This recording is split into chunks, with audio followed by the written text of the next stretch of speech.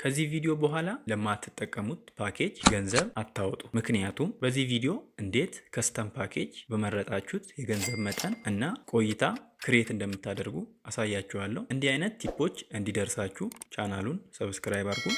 ወደ ቪዲዮ እንሂድ። መጀመሪያ ማይ ኢትዮ ቴሌኮም አፕ ያስፈልጋችኋል። ስልካችሁ ላይ ካለ ጥሩ፣ ከሌላችሁ አፕ ስቶር ላይ ማውረድ ትችላላችሁ። አካውንት ካላችሁ ሳይኒን አድርጉ። ከሌላችሁ ግን ከታች ሳይን አፕ የሚል አለ። እሱን ነክታችሁ ትመዘገባላችሁ ማለት ነው። ልክ ሳይን አፕ ስትሉ ቁጥራችሁን እንድታስገቡ ያመጣላችኋል። ስፔስ ጽፋችሁ አክሴፕት ትሉና ሳይን አፕ ትላላችሁ። ከዛ ወዲያው ቬሪፊኬሽን ኮድ ይልክላችኋል። እሱን ኮድ እዚህ ባዶ ቦታው ላይ አስገብታችሁ ኮንፊርም ትላላችሁ። ከዛ ፓስወርድ ሴት እንድታደርጉ ይጠይቃችኋል። ከላይ ኩዌስችን ሚላለ እሱን ለምሳሌ የተወለዳችሁበትን ቦታ ዩር በርዝ አድሬስ የሚለውን መርጣችሁ ከዛ ቦታውን የተወለዳችሁበትን ቦታ ታስገባላችሁ።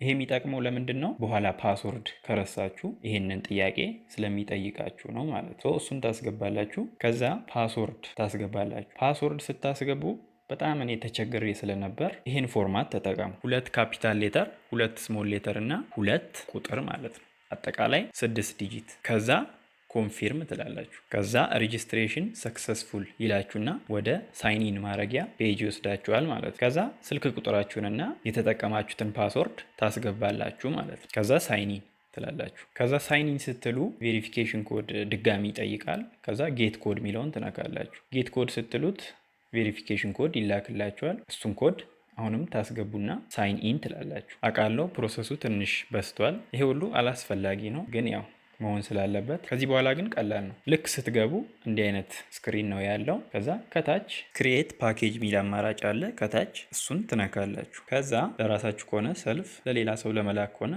ጊፍት ትላላችሁ ማለት ነው። ከዛ ቁጥሩንም ታስገባላችሁ። ጊፍት ከሆነ ሰልፍ ላይ እናድርግና እዚህ ጋር ሴሌክት ቫሊዲቲ ፈርስት የሚለው ላይ ዕለታዊ ይሁን ሳምንታዊ ወይስ ወራዊ የሚለውን ትመርጣላችሁ። ወራዊ እንምረጥ ለምሳሌ። ከዛ እዚህ ጋር ምን ያህል ዳታ ነው የምንፈልገው የሚለውን ሴት እናደርጋለን፣ እንዲህ አጀስት እያደረግን። ከዛ ዋጋው ስንት እንደሆነ የዚህ ለማወቅ ሾው ፕራይስ እንላለን። ይሄ 46 ብር ነው። ለምሳሌ ደግሞ የቮይሱን ቼክ እናድርግ። 136 ደቂቃ ስንት ብር ነው? 48.57። እንደዚህ እያደረግን በመረጥነው ገንዘብ ወራዊ ፓኬጅ መግዛት ትችላላችሁ ማለት ነው። ባይ ከማለታችሁ በፊት ካርድ መኖሩን ቼክ አድርጉ ቀድማችሁ።